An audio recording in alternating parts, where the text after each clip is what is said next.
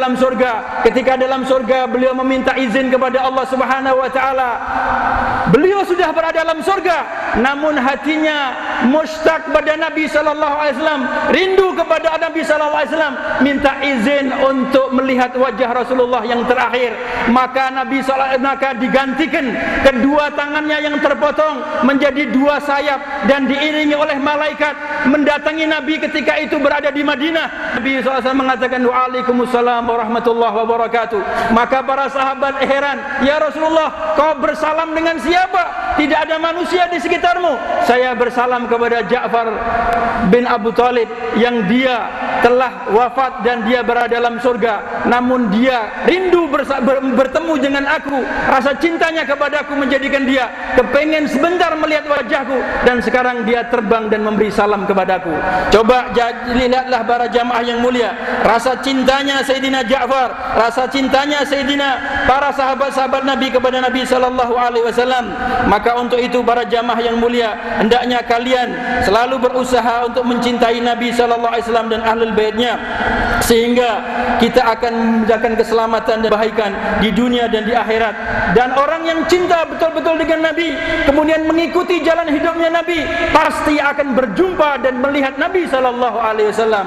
Sayyidina Abdullah bin Abbas meriwayatkan, telah bersabda Nabi sallallahu alaihi wasallam, "Man ra'ani fil manam fasayarani fi yaqadah." Siapa yang bisa melihatku ketika dalam mimpi, maka pasti akan bisa melihatku dalam keadaan berjaga. Maka saat itu Sayyidina Abdullah bin Abbas, beliau mimpi berjumpa Nabi sallallahu alaihi wasallam.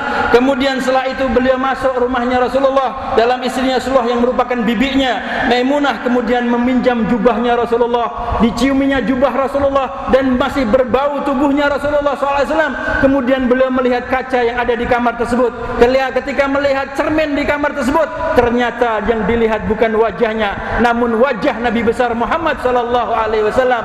Maka dia mengatakan, telah benar sabda Rasulullah, siapa yang melihat Rasulullah di tidurnya, pasti akan melihat Rasulullah dijaganya. Maka untuk itu saja jamaah yang dimuliakan Allah Subhanahu wa taala, ada satu orang wanita di Suriah, disebutkan cerita oleh Habib Umar, wanita yang di Suriah ini menangis terseduh-seduh.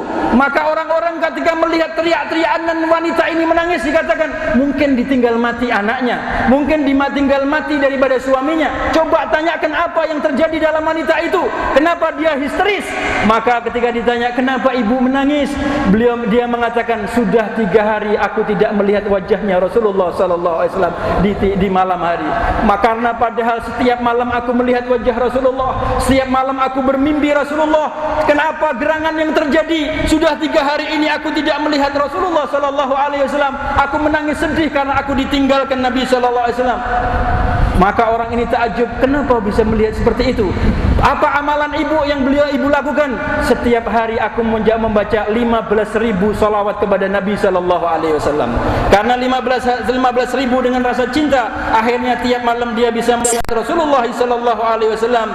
Wailun man lam yarani yaumal qiyamah, wailun man lam yarani yaumal qiyamah. Sabda Rasulullah, celakalah manusia yang tidak bisa melihat wajahku nanti di hari kiamat. Celakalah neraka wel bagi manusia yang tidak melihat wajahku di hari kiamat. Sayyidatina Aisyah mengatakan, man lam yaraka yaumal qiyamah ya Rasulullah. Siapakah orang-orang yang tidak bisa melihat wajahmu nanti di hari kiamat ya Rasulullah?